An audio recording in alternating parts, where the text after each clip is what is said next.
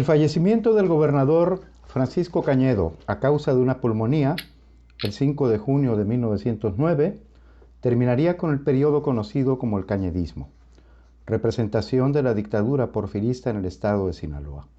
Es por ello que tal acontecimiento sacudiría a la sociedad sinaloense, convirtiéndose en un hecho tanto político como social de gran trascendencia, siendo el ritual funerario parte de la vida pública, donde no solo los políticos y comerciantes, parte de la élite, serían partícipes, sino también la gente común, mujeres, hombres y niños.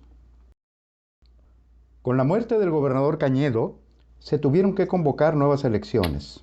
Entre los aspirantes a las candidaturas solo quedaban Diego Redo de la Vega, así como el periodista José Ferrell. La estructura de Ferrell fue una estructura bastante bien organizada que se vinculaba por liderazgos locales, ¿no? Liderazgos opositores locales que de la mano de Francisco Valadez y de Heriberto Frías, pues fueron los que organizaron toda esta red de clubs y que el mismo Madero, un año después, intentó, incluso pudo utilizar algunas de las redes ya construidas de esos mismos clubes para su propio movimiento político. Finalmente, el día 25 de agosto de 1909, la legislatura declararía a Diego Redo gobernador electo y, en efecto, su gobierno sería la prolongación de la política del viejo régimen. A pesar de que Diego Redo ganó las elecciones de 1909, su gobierno fue interrumpido por el movimiento maderista, pues el 5 de octubre de 1910 Francisco Madero proclamaría el Plan de San Luis. En el caso de Sinaloa, el comerciante Amado Zazueta es quien inicia los preparativos para la lucha en la villa de Sinaloa, lugar donde hizo acopio de armas y convocó a otros maderistas, entre los que se encontraban Juan M. Banderas, José María Cabanillas y Ramón F. Iturbe. Ramón F. Iturbe nació en Mazatlán el 7 de noviembre de 1889. A los 19 años se unió al movimiento ferrelista y posteriormente fue partícipe de las juntas secretas donde se dio a conocer el Plan de San Luis, prestando su casa para formar un depósito de armas. No obstante, al ser la conspiración descubierta, tuvo que refugiarse en las estribaciones de la Sierra Madre Occidental, como muchos otros revolucionarios, donde fueron poco a poco reclutando adeptos al movimiento maderista. Pero, ¿cuáles fueron los motivos para unirse al movimiento? Las razones fueron múltiples, pues si bien para algunos era el miedo a perder sus posesiones, para otros era el hecho de no tener nada que perder, y la guerra consistió en una oportunidad de mejorar sus condiciones de vida. Mientras tanto, otros siguieron la figura de Madero, estando convencidos de que la lucha convocada constituía la solución a los problemas contemporáneos. Para el 10 de enero de 1911, en Tamazula, Durango, ya se estaban reuniendo los rebeldes Juan M. Banderas, José María R. Cabanillas, Ramón F. Iturbe y Conrado Antuna. Este ejército maltrecho iba a ser el que en el mes de febrero asolara la sierra, asaltando pueblos y minerales, con el objetivo de adquirir armas, alimentos, fondos y hombres. Así pues, los grupos que surgieron en Sinaloa estuvieron ligados desde el principio con el movimiento de Durango, donde los hombres que se unieron a las filas rebeldes, así como sus jefes, parecieron unir sus fuerzas desde el inicio. Para marzo, distintos brotes de maderismo comenzaron a surgir en todo el estado. En el caso de Culiacán, poco a poco comenzaron a llegar las noticias de rebeldes en Nabolato y Quilá, lo que alertó por la proximidad del ejército maderista compuesto por Banderas, Herculano de la Rocha, Clara G. Molina y José María R. Cabanillas. Culiacán fue tomado en tres ocasiones, 1911, 12, 13. En las tres ocasiones, pues se cometieron, se saquearon, pues se cometieron muchas atrocidades, sobre todo contra la élite, la élite política y los comerciantes. Se saquearon numerosos negocios, se incendiaron algunos edificios, se destruyeron otros.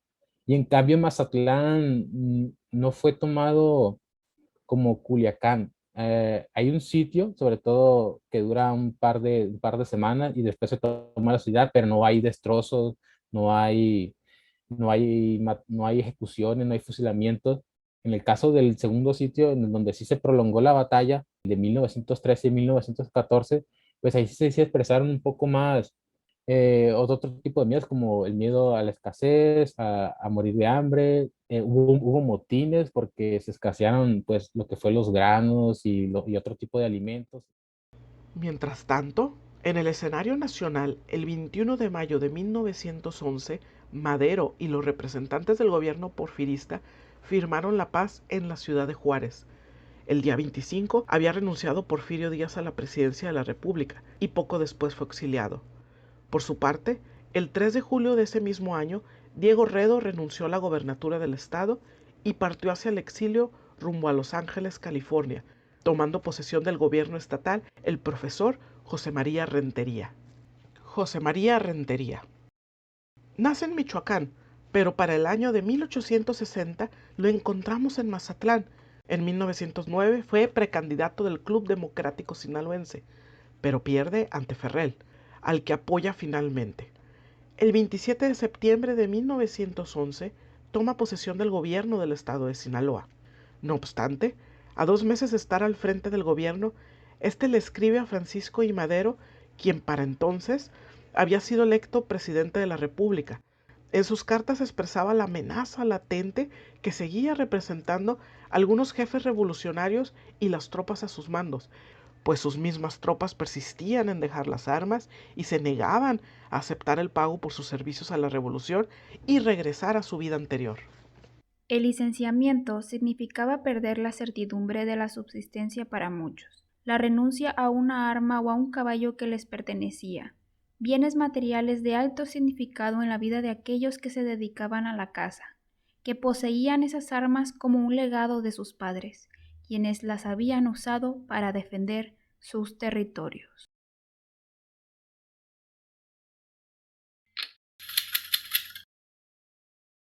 ...28 de noviembre de 1911...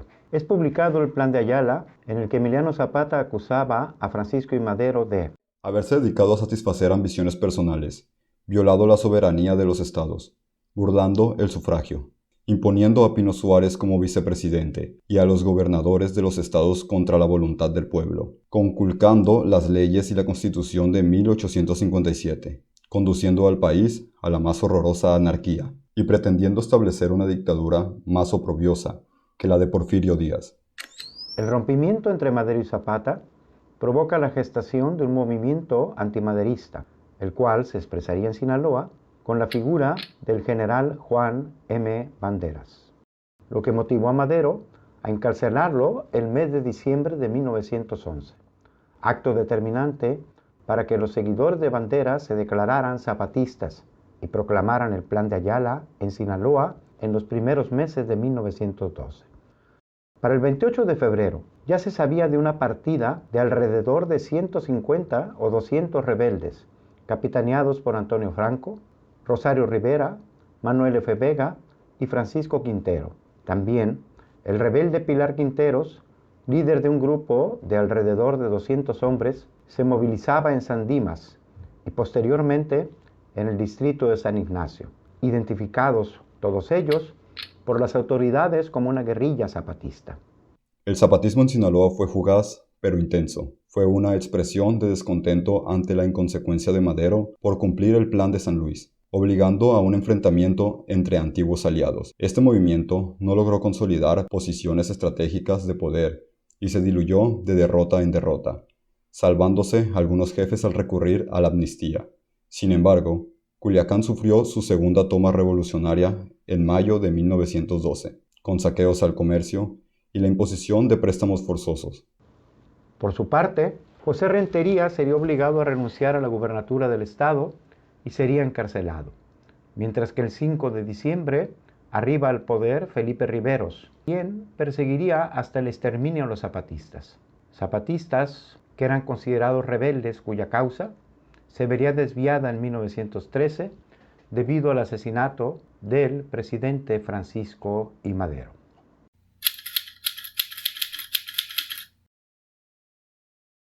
Febrero de 1913, Ciudad de México, momento en que ocurrieron los hechos conocidos como la Decena Trágica, que culminaron con el asesinato del presidente Madero y el vicepresidente Pino Suárez en manos de Victoriano Huerta. Paralelamente, el movimiento de resistencia en contra de Victoriano Huerta se desarrollaba en Coahuila, Chihuahua y Sonora, y empezó a unificarse alrededor de la figura de Venustiano Carranza con el Plan de Guadalupe y el Acta de Monclova, siendo este el origen del movimiento constitucionalista. Para ese momento, el general Ramón F. Iturbe estaba en California, por lo que decidió volver al país, llegando en junio de 1913 a Sonora, donde se puso a las órdenes del jefe constitucionalista, el general Álvaro Obregón, quien le encomendó operar en Sinaloa. Fue así como bajo su mando y con Felipe Riveros como cabeza política, Iturbe estableció su centro de operaciones en San Blas, lugar en donde operaba la estación de enlace entre el ferrocarril subpacífico y Kansas City, México and Oriente. Septiembre de 1913. Venustiano Carranza pasó por el norte del estado en su viaje hacia Sonora para tratar con los caudillos sonorenses la consolidación del movimiento constitucionalista. 2 meses después, Obregón y su hueste entraron a Sinaloa, en donde conforme avanzaban, los revolucionarios sinaloenses se iban sumando a las fuerzas constitucionalistas.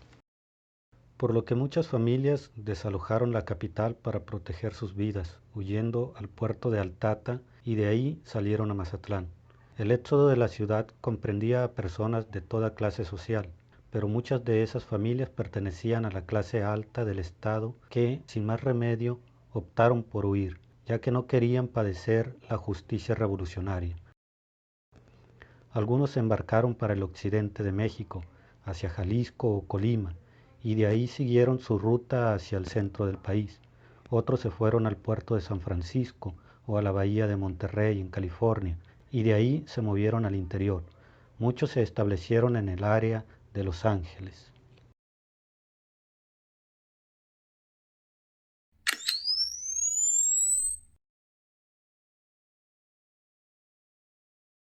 En abril de 1911, Molina decidió dejar Culiacán y llevar a su familia a Los Ángeles, California. En sus recuerdos, el ingeniero nombraba a otras personas de Sinaloa y de Sonora que por el mismo motivo habían salido huyendo del país y acompañaron a su familia en su respectivo exilio. En la pluma de Molina se hacía patente una preocupación común a todos ellos, la búsqueda de un nuevo hogar que les sirviera de cobijo.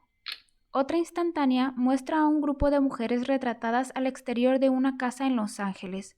Todas ellas eran hijas, esposas, hermanas de hombres relacionados al régimen porfirista o la clase prominente de Sinaloa, pero ahora estaban integradas en un grupo de mujeres refugiadas que en adelante estrecharían sus lazos sociales. El escenario de estas mujeres solas se hizo patente, ya que al garantizar su seguridad en otro país, sus esposos e hijos regresaron o permanecieron en México preocupados por cuidar sus bienes y sus negocios. El ejército revolucionario logra desalojar de la capital del estado a las fuerzas federales. Los días siguientes al sitio, Culiacán se encontraba desierta, las casas abandonadas y las tiendas vacías debido al saqueo. Posteriormente, el ejército constitucionalista se dirigió hacia el puerto de Mazatlán, lugar de valor estratégico, ya que, para los federales, era la principal vía de transporte de suministros vitales, municiones, entre Guaymas y Mazatlán. Por lo tanto, los generales Juan Carrasco y Ángel Flores iniciaron el asedio de la ciudad, provocando a su paso el resurgimiento de viejos temores, así como la gestación de nuevos miedos. Todos estos miedos tienen que ver más que nada con miedos reales, ¿no? Y estos son miedos derivados de lo que fue la guerra misma. Entre ellos el miedo a la muerte, al encierro, porque fue lo que vivió Mazatlán, fue un sitio que se prolongó 9 meses. O sea, los revolucionarios cercaron la ciudad y la gente de adentro pues ya no podía salir. Los barcos mercantes y de pasajeros dejaron de tocar, dejaron de llegar. Entonces la gente que en un principio se había refugiado de lugares como el Rosario, Culiacán, Sinaloa de Leyva, pues se quedó estacionada y ya no pudo salir. De esta forma había pues mucha gente concentrada, se da como un miedo a lo que era morir de hambre, porque comenzaron a escasear los víveres y las provisiones, aparecen algunas enfermedades debido pues a la insalubridad que pues, que empieza a haber en la ciudad. Y también, en cuanto a los miedos nuevos, podríamos hablar también los que se derivan con los mecanismos de la guerra moderna, que se va a vivir mucho durante los años de la Primera Guerra Mundial, y ya que en Mazatlán es el escenario de un nuevo tipo de arma, que son los bombardeos aéreos. De esta forma, nace un tipo nuevo de miedo para la población, que en el periódico le llaman la muerte que llega desde el cielo. De esta forma, pues el biplano Sonora que trajeron los constitucionalistas, pues dejaba caer de vez en cuando bombas o granadas sobre la ciudad, y pues que provocaban destrozos y heridas, pero también provocaron algunas muertes. Otra figura de miedo, podríamos decirle, en esos años, era la imagen de los indios yaquis, que ellos fueron traídos sobre todo desde Sonora, pues, para luchar en esta contienda. Ellos se posicionaban en lo que fue la Isla de la Piedra, y hay testimonios que dicen que ellos practicaban sus rituales y que se escuchaba incluso eh, sus tambores, su música, sus danzas, pues, al otro lado en la población, y eso, pues, aterraba principalmente a la población, pues, a la población blanca, pues, porque de los yaquis se decía que eran los soldados más sanguinarios, que, pues, hay testimonios donde se dice que cortaban extremidades, cabezas, brazos, cabelleras, y no nomás a los hombres, también se ensanchaban mucho con las mujeres también. Finalmente, en la noche del 10 de agosto de 1914, las fuerzas federales cedieron y evacuaron la ciudad de Mazatlán, quedando el estado de Sinaloa bajo el control de los constitucionalistas. Mientras tanto, en el escenario nacional, Victoriano Huerta ya había renunciado a la presidencia y huido del país.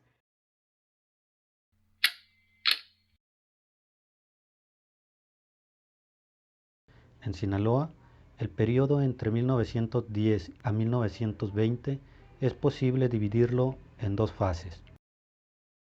La primera comprende los años entre 1910 y 1914, cuando comienza la lucha armada del movimiento revolucionario, la cual afectó negativamente todas las actividades regionales a través de los saqueos, préstamos forzosos, fuga de capitales, éxodo de personas, desarticulación del mercado regional y uso de mano de obra en los ejércitos, y cuyos años más críticos fueron durante la dictadura de Victoriano Huerta.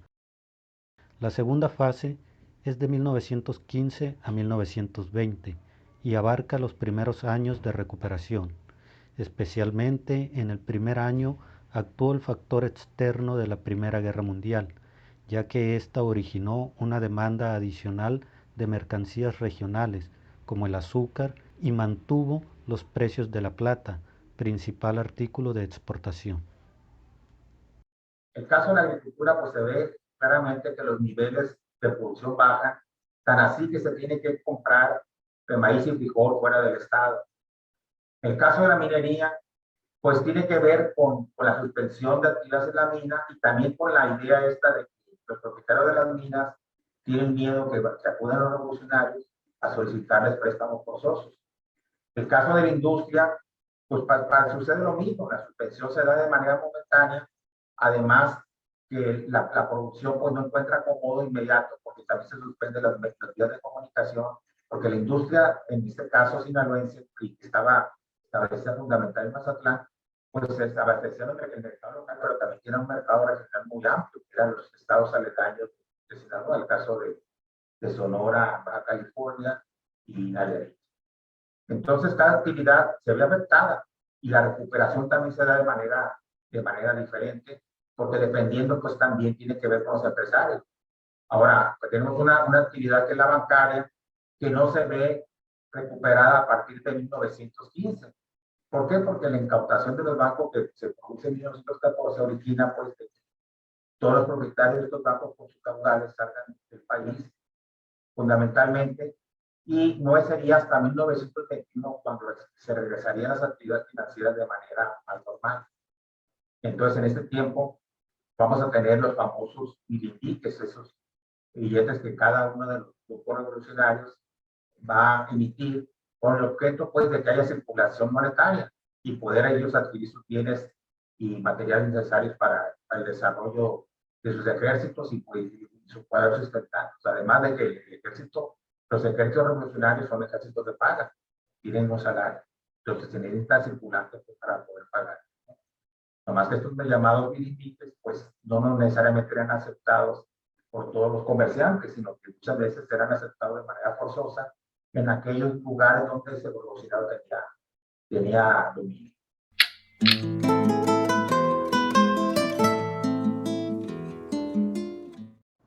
A pesar del triunfo de los constitucionalistas ante las fuerzas huertistas, tanto en el concierto nacional como en el estatal, no se apaciguó el espíritu de la revolución, pues ante la Convención de Aguascalientes, celebrada entre el 10 y el 31 de octubre de 1914, se hicieron notar las distintas perspectivas con respecto al futuro del país, por lo que se consumó la ruptura entre los triunfadores, especialmente entre Francisco Villa y Venustiano Carranza, dando inicio con ello a la guerra entre facciones.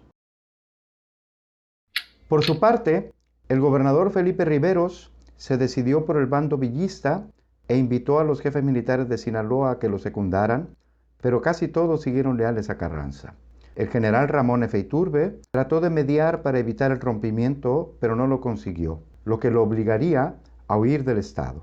Sin embargo, tiempo después, regresaría bajo el mando del general Ángel Flores, quien conformando la columna expedicionaria de Sinaloa, entraría a Sonora el 1 de enero de 1915 para combatir a los villistas, cuya fuerza había adquirido resistencia en el estado.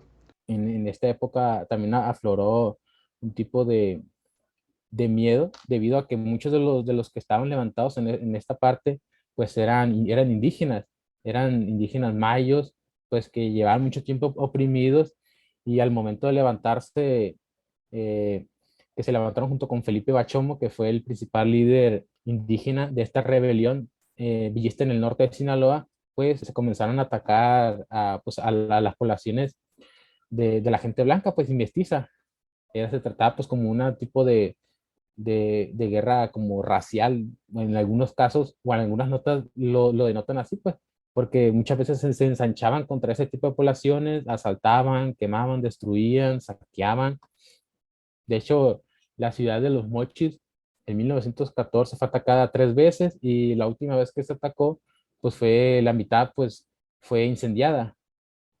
Y de esta forma, pues mucha gente, eh, sobre todo muchos extranjeros que vivían en esa zona, temían a las fuerzas de Bachomo, por lo que solicitaban a su gobierno, pues en este caso al gobierno de Estados Unidos, a que los resguardara. Envió a un acorazado a esta zona, a Topolobampo, y muchos se refugiaron. Otros, pues los mexicanos, que los sinaloenses que no podían escapar vía por mar, pues se fueron a lugares como Guasave, a Sinaloa, mucho más al centro de Sinaloa, escapando de la violencia de los villistas.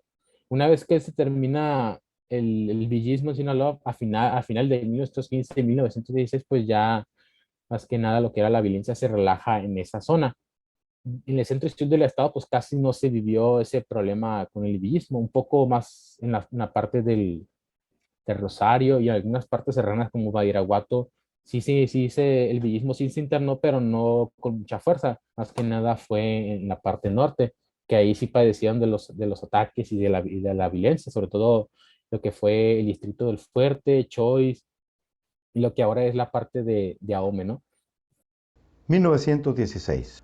Venustiano Carranza propone la formación de un Congreso Constituyente, el cual elabora una nueva constitución política expedida el 5 de febrero de 1917 en la ciudad de Querétaro. Mientras tanto, con Carranza en el poder, Sinaloa celebraba para el 5 de junio nuevas elecciones, en las que contendieron los generales Ángel Flores y Ramón F. Iturbe como principales candidatos.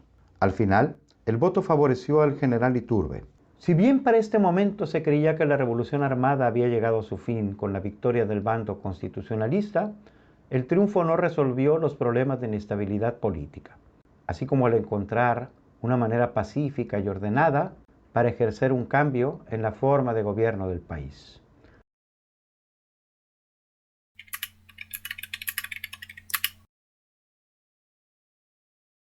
es muy difícil hacer una periodización de la Revolución Mexicana.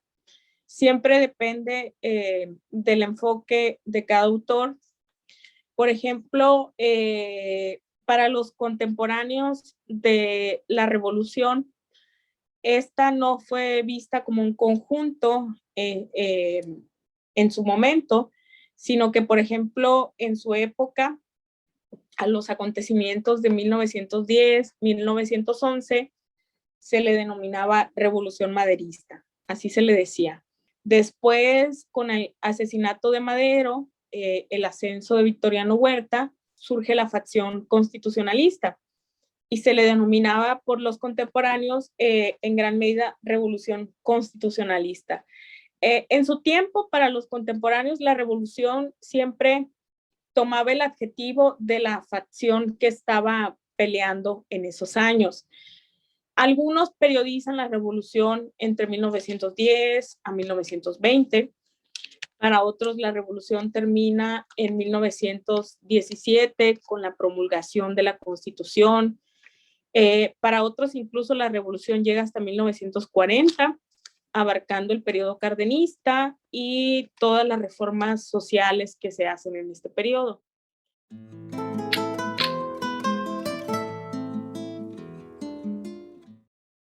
Las soldaderas son uno de los temas más fascinantes que yo descubrí a través de la fotografía y lo son porque muchas de estas fotos nos hablan en primer lugar del papel de las mujeres en la revolución, que no solamente era un papel como el de estas señoritas en Topia que se hacen retratar con Iturbe, digamos, en un acto más lúdico, recreativo, sino que había mujeres que verdaderamente participaban en los ejércitos y en los combates. Hay una situación muy peculiar que no se reduce a la Revolución Mexicana y que tiene que ver con la serie de guerras en México a lo largo del siglo XIX. Y es que las mujeres siempre estuvieron presentes en los ejércitos, pero casi nunca se reconocía su papel como protagonistas en la guerra. Las mujeres muchas veces quedaban en la retaguardia de los ejércitos porque la soldadera no necesariamente es sinónimo de combatiente. La soldadera o vivandera acompañaba a los hombres en los ejércitos como cocinera, a veces eran parte de la misma familia que ellos tenían, pero muy pocas veces se reconoce que las mujeres también participaron en los hechos de armas como combatientes. Muchas de estas mujeres, y es lo que vemos en la fotografía, tenían que masculinizarse para poder participar en la guerra. La guerra era el sitio de los hombres, es decir, el frente de batalla. La retaguardia era donde las mujeres ahí convivían con el resto de la tropa. Y esta foto me gusta mucho de Valentina Ramírez porque vemos aquí una estrategia de masculinización del personaje. La vemos portando este pantalón, camisa fajada, el cabello recogido, debajo del sombrero. Entonces, tenemos esta participación femenina en la guerra, pero bajo la atenuante de que la mujer tenía que acudir a estas estrategias de masculinización para participar en el campo de batalla. También otra situación es que la figura de Valentina Ramírez es incluso ya mítica, porque esta foto se le ha atribuido a diferentes momentos, algunos la sitúan en 1911, otros en 1913, algunos estudiosos dicen que es una combatiente de Sonora. Entonces, muchas veces sobre las mujeres que participan en la guerra hay menos información que la que había sobre los hombres. Porque recuerde usted que las mujeres son, digamos, de estos grupos de los sin historia, sobre los que se escribe menos, ¿no? Entonces, la foto de la revolución lo que hace es devolvernos el rostro de muchas mujeres cuya identidad aún es anónima, pero donde la fotografía deja constancia de que existieron, que combatieron y que participaron en la guerra con los hombres como sus iguales, igual de valientes y con un papel principal.